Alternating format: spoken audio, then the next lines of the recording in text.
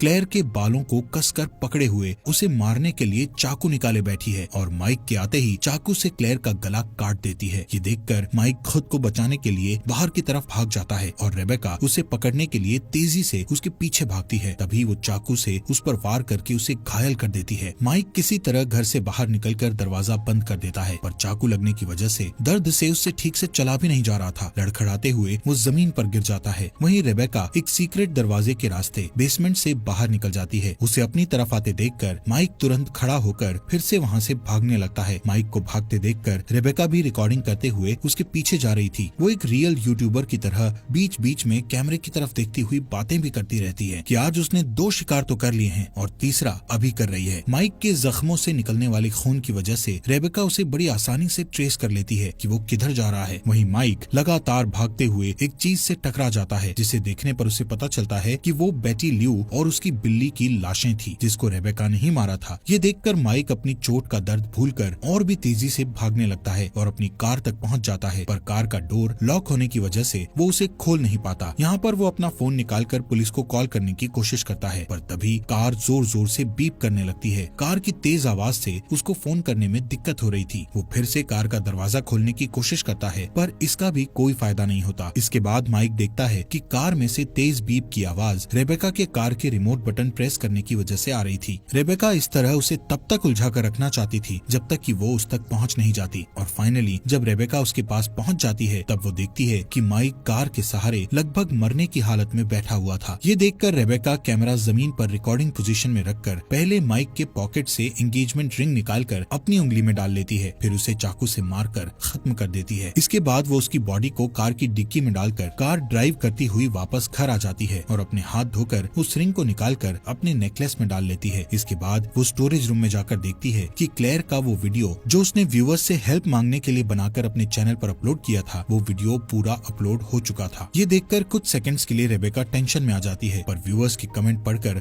जल्दी ही उसकी सारी टेंशन दूर हो जाती है, क्योंकि सभी व्यूअर्स को लगता है कि वो सिर्फ एक्टिंग कर रही है जिससे उसकी वीडियो वायरल हो जाए, इसलिए कोई भी उस पर विश्वास नहीं करता। ये देखकर रेबेका बहुत खुश होती है और कंप्यूटर पर वीडियो चलता छोड़कर मुस्कुराते हुए क्लेयर की बॉडी को ठिकाने लगाने में बिजी हो जाती है। दोस्तों, हमारे फॉक्स एक्सप्लेनर हिंदी चैनल को सब्सक्राइब करना मत भूलना।